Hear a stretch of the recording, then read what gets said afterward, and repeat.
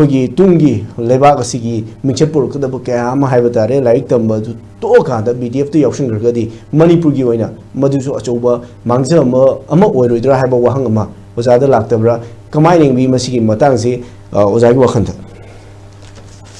ꯇꯔꯪꯁꯦꯟ VDF से कमाई तौना मणिपुर दा एस्टैब्लिश तौरखिगे मसी इंस्टीट्यूशनलाइज तौरखिगे हाइबसे कोई हंगने यंगमिनबा मचंगेना खले अदो अइगी मोतदी अइना यंगजबा मतमदा मणिपुर गुंबा मिसिंग यामदबा लम अमदा मणिपुर गी लैरिबा स्टेट फोर्स हाइ तारे स्टेट की लैरिबा अखोगी पुलिस अमदी मागी अखोगी MR IRB ना सिंगबा लैरिबा गी मसिंग मयामसी येंगा कांसिददी सुगांबा मिसिंग यामगिद्रबा मणिपुर दा अखोई लैरिबा सिक्योरिटी की मसिंग जे लिसिंग निफुगी मथक्ता लैरिबा सिगुंबा मणिपुर सिदा VDF कुंबसी कया यामना मथौ ताबगे हाइबु वाहंग जे थोगलई ngसाइगी थबक फंगदबगी करिगी VDF ता चंगदना खोतना तौगिबदुना अबवाफम अमा ओइराकांदा तसेंगना अखोगी मणिपुर की मिसिंग यामगिद्रबा मणिपुर सिदा VDF की केनोसी कया यामना मथौ ताबगे हाइबु वाफम जे सिदैसिदा अखोना मिचंग संगलगी नत्रगा सी हाइ हाइदना VDF ता थबक तौरिबैसे नाउसिंगी केनोगी वानते पोट से अखोना क्रिटिकली खितंग ऑब्जेक्टिवली येंगबा मचंगेना खल्ले अदना VDF कमाई तौना थोरखिगे अखोगी इरांगी मतमदा काउंटर इंसर्जेंसी की केनोसी यामना कन्बा मतम 2000 की मतमदुदा इरांग थोलकपदा हाइरोक्ता कैदा तौरकु मतम सिदा अमरोमदा हाइरकांदा मिनिस्ट्री ऑफ होम अफेयर्स ना VDF सी मणिपुर लिंखटपदा अयाब पीरिसिदी काउंटर इंसर्जेंसी की पार्ट अमोइना अखोइना स्टेट फोर्सिंग असिना तौबा ngamdraba अखोइगी लैकाई की लेवल दा खुंगंगी लेवल दा खुनगी लेवल दा मदु डिफेंड तौननाबगी ngसाइगी काउंटर इंसर्जेंसी की करिगी मयामजना तौरका विलेज वॉलंटियर से सेमगला कांदा नकल मोरम ददी मसिगी मियंगजे ngसाइगी नहा मयाम अमा सेमगला कांदा नहा जिंगजने माय विलेज जिंग जे डिफेंड तौनगनी हाइबगी कांसेप्ट तुनेबा उगला अदो हौजिकी मतमदना हाइरिबा मधुमक्सु केनो तौदबनिना हौजिकना कमाई तौगेदा Manipur police department home department कमाई तौगेदा VDF ओइना लौगिबा चिंगजे अखोइगी मोइगी थबकसे लंबी की फ्रिस्किंग दा लंबी ngakpada दगी ट्रैफिक तसु ओइगेरा अमदसु ओइगेरा सोमदा एंटी ड्रग की पोपी एंटी अखोइगी करि हाइतारे पोपी प्लांटेशन डिस्ट्रक्शन तौबदनी कंदी खुदिंग मक्सिंगजिदा VDF सिंगजे जुजिक सिजनरे हौजिक हाइरिबा मसिंगदुगी मतुंगिना VDF से लिसिंग तरागा यांखैरोम लैरेन हाइरे अदुगा होम मिनिस्ट्री ना अयाबा पीरिदि लिसिंग अनिगा खरगतनेन हाइरे अदुना मनुंगजिदा अदुगी चरक चहिंग नाइबा ngसाइगी VDF की हुजुजिक VDF ता लैरिबा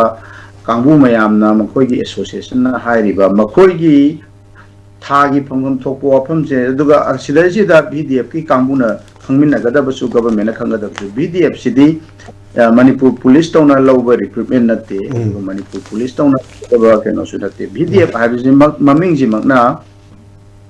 हानबददि वॉलंटियर केनो ओइना तौबो पोनी VDF से वॉलंटियर निना मदु मागी खुंगंग जिंगदगी खंगलबा नहा मयाम दु तौरकांदा खुलाइगी ट्रेनिंग खरा पीदना खोतना तौरकांदा बेसिक ट्रेनिंग खरा पीरकांदा डिफेंड तौनबगी पोनेबा विलेज डिफेंस फोर्स ना हौजिकसिन अदु मदु वॉलंटरी बेसिस तनी वॉलंटरी बेसिस ता तौरिबसिंग अचिगिदी मागी ऑनरेरियम खरखरा पीबगी वानेबा अदुगा स्टेट गवर्नमेंट की एम्प्लॉई अमदौना स्टेट गवर्नमेंट की मणिपुर पुलिस की स्टाफ अमदौना कांस्टेबल अमदौना चप चाबा पेज एंड अलाउंसेस फंगनी हाइदना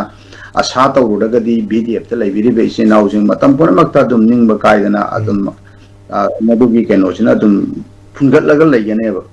अदुना VDF असिदी ngसाइगी मणिपुर पुलिस की कांस्टेबल अमदौना मागी खुदोंचाबा खुदिंगमक फंगनी हाइदना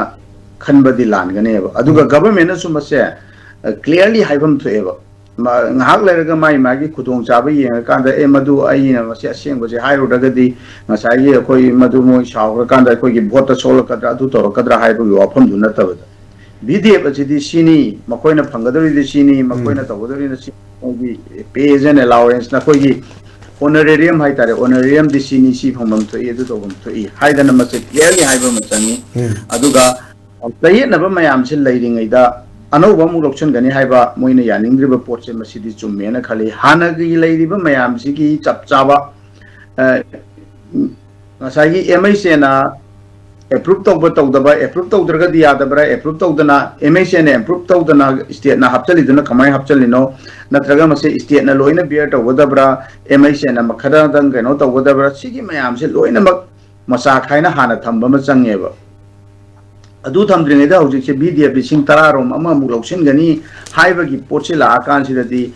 masana hojik ki hana leiriba VDF ta hana leiriba thabak tawriba mayam jina mi pairiba pak liba hena amu hena ano basing do loksalaga hana gi mayam ji bawle khaita deni da ano basing tu gi amu manage tawna na bo khona rakwa matam da hana gi mayam ji gi magi phangjari pa chakthung do mogi phangjari ba magi khusuman do adu bawa phanga oidra haiba gi pakhat padu di masana da bane ba adu ga hojik fawa da option ji sijina re gano tawre hara ka da hojik fawa uniform pithok da gi wafam ji ju masi jo anga po afam amane ba